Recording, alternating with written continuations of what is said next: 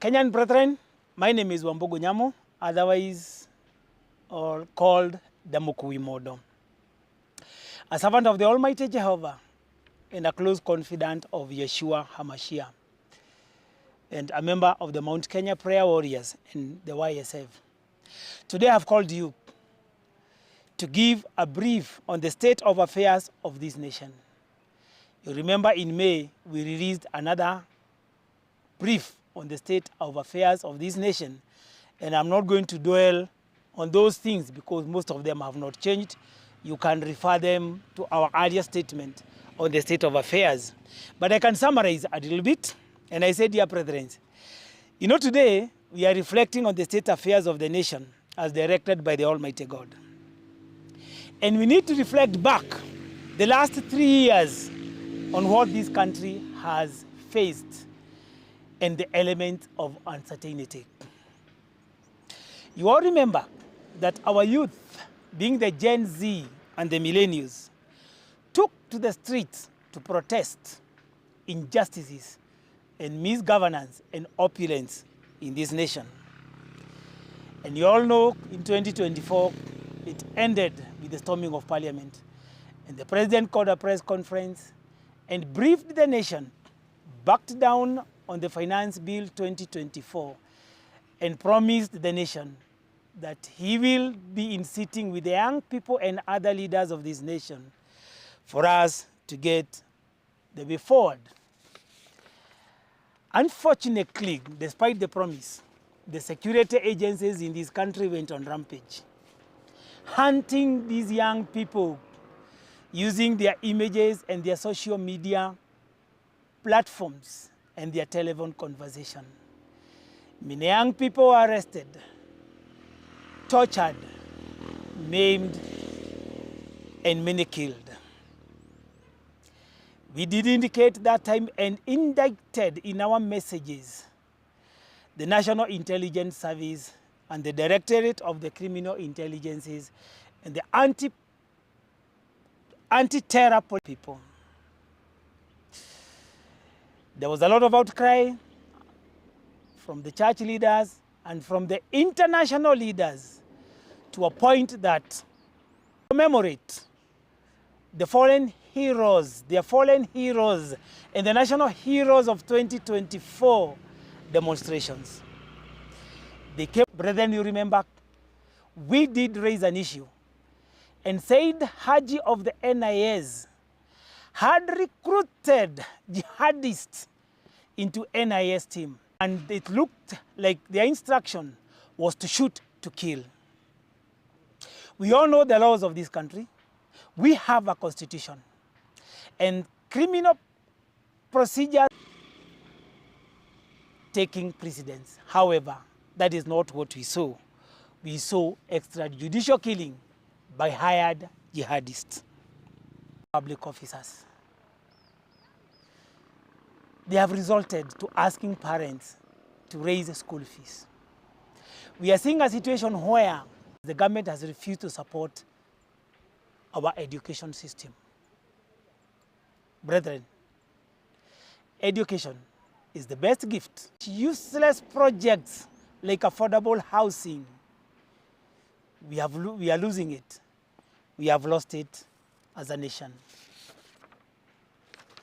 Brethren, Kenyan brethren, money expenditure, and most of this money is borrowed. We've become so bad managers that we're even borrowing commercial loans for recurrent expenditure.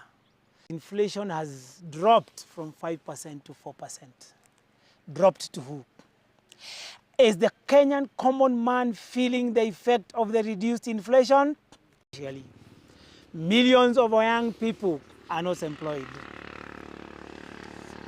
I remember the former CS for Trade went around this country opening industrialization zones into self-gaining affordable housing where a few are making millions at the expense of employment in industrialization. Cost of health. We had the detailed report, which we're also going to release. We've been talking about SHA, but government hospitals have no drugs. The laboratories are not working. People go there to get prescription, and they are dispatched to private pharmacies, private clinics for diagnostic procedures. My question begs, who has a higher budget? Are being charged. So where is the money for the health sector going to? In the pockets of the greedy, the merciless, all knowing that public health sector is for the poor and the lower middle class. The MPs, the MCAs, the senators, the governors, little money. They are spending all the money on health sector. Simple procedures that can be done in government. The private sector and our health government. Brethren, it's immoral. Go to Nyeri. We have pharmacists, we have chemists. Inside the government hospital, we have private hospitals and clinics. We have MCAs for oversight. It's a sad affair, and that is the little I can talk about it, because I can talk more. And I am aware this is a very sensitive issue. And it is always said that security issues should, because the current KKM regime has taken security matters to be toddler's play. But the kind of talk that the minister, the CS for internal, that on the issue of security, like we have always said, security is the primary role of any government. For that, of the instruments of violence. And our Kenya Defense Forces are supposed to have superiority, daylight, killing and maiming victims in the full sight of our Kenyan police. We on record, and I intelligence. The DCI has also lost its moral obligation in intelligence and ensuring peace. And then the government blaming the demonstrators, police. We have seen in this nation goons touching police stations, goons touching and prosecution of the goons that caused mayhem during the Gen Z demonstrations. Yet, the same institution would quickly, within hours, actions and they shot to kill unarmed young demonstrators. And one of the leading political opposition leaders, we did raise a statement in this same place we are, where we did indicate that there was a center, a center in Maram, some killed. And we even indicated without fear and favor that some of them were buried in Marmanet forest.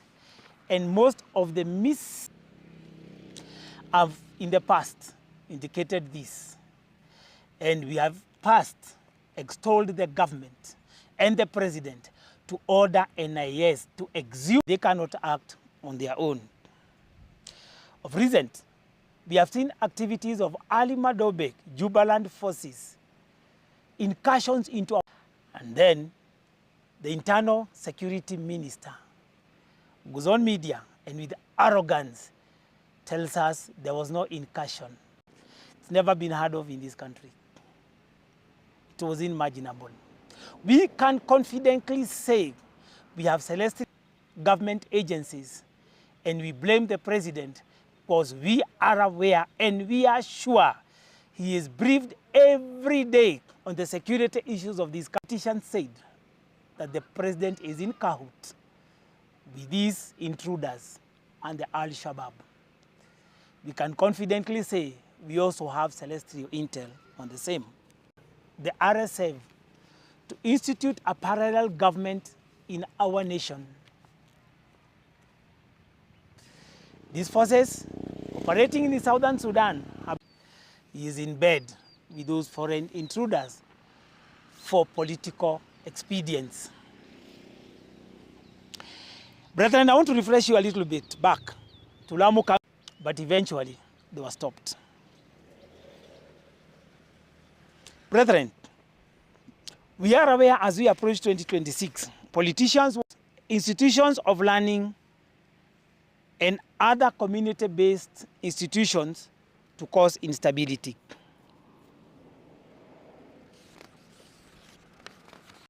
And others are being recruited both by the state and the politicians, so that if there be an election, which will not be, they'll cause disruption inserted here.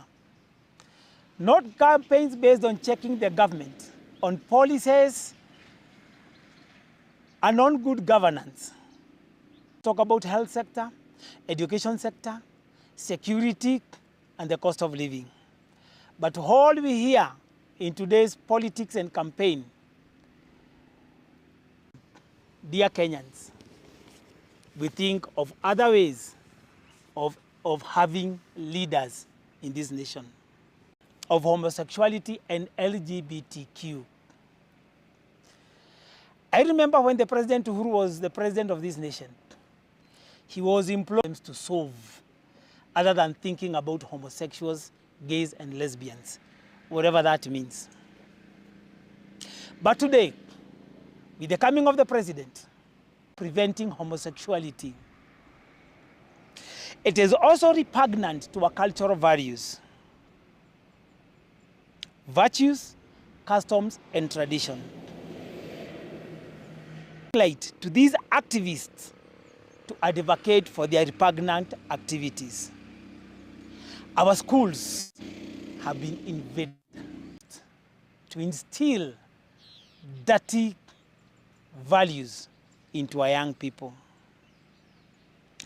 We are seeing a situation where innocent minds are being corrupted. Does it make any sense, I ask?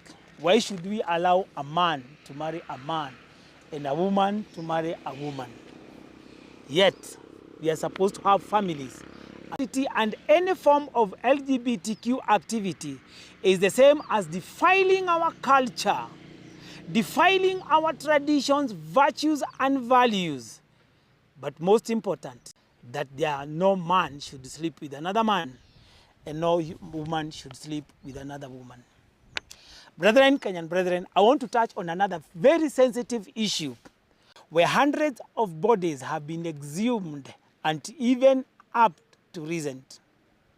Ask yourself, if the DCI and NIS could the Shakahola and Kware human sacrifices, is it even believable?